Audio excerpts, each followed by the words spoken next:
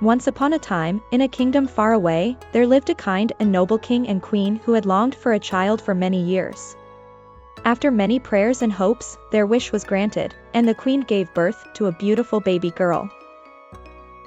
The king and queen were overjoyed and decided to hold a grand celebration to mark the occasion, inviting everyone in the kingdom, including the wise and magical fairies who lived in the land. The day of the christening arrived, and the royal castle was filled with joy and laughter. The fairies, each with their own special gifts, came one by one to bestow blessings on the newborn princess.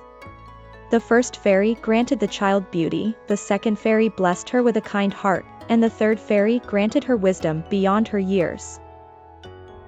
The blessings continued, and the princess grew in grace and charm. But as the festivities were drawing to a close, there appeared a wicked fairy who had not been invited to the christening. This dark fairy, known as Maleficent, was furious at being left out.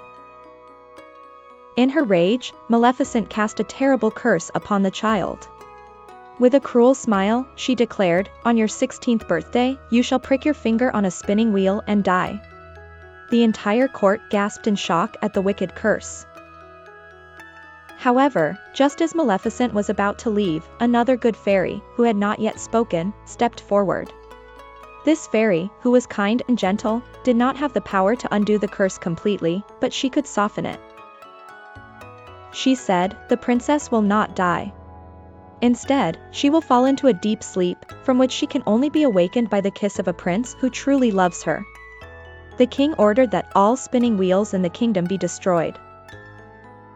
Yet, as the years passed, the young princess grew more curious and adventurous.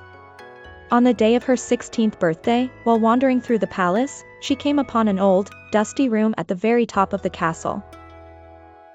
Inside, she saw an elderly woman sitting by a spinning wheel. "Come closer, my dear," the woman called out, offering the princess a spindle. "Would you like to try spinning some thread?" The princess was intrigued and reached out to touch the spindle. The moment her finger touched the sharp point, she pricked it. At that instant, a terrible change came over her. Her eyes fluttered closed, and she fell into a deep, unending sleep. At the very same moment, a deep sleep fell over the entire kingdom. The animals, the guards, the servants, and even the king and queen all fell into slumber, as if the entire world was frozen in time. The once bustling castle became still and silent. The curse had taken full effect.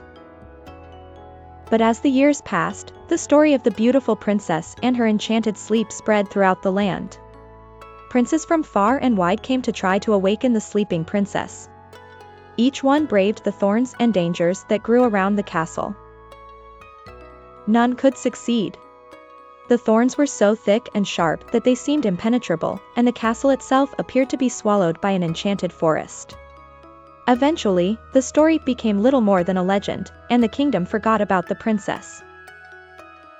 Many years later, a young prince heard the tale of the Sleeping Beauty from an old storyteller. Moved by the legend and filled with love for the princess he had never met, the prince decided that he would be the one to break the curse. He journeyed across vast lands, through mountains and rivers, to find the hidden castle. When he finally reached the castle, he found it surrounded by a wall of thorns so thick that it seemed like the forest itself was trying to keep him away. With courage and determination, he fought his way through the thorns, which parted as he passed, as if the forest was recognizing his true heart. As he made his way inside the castle, he saw the princess lying peacefully in a tower.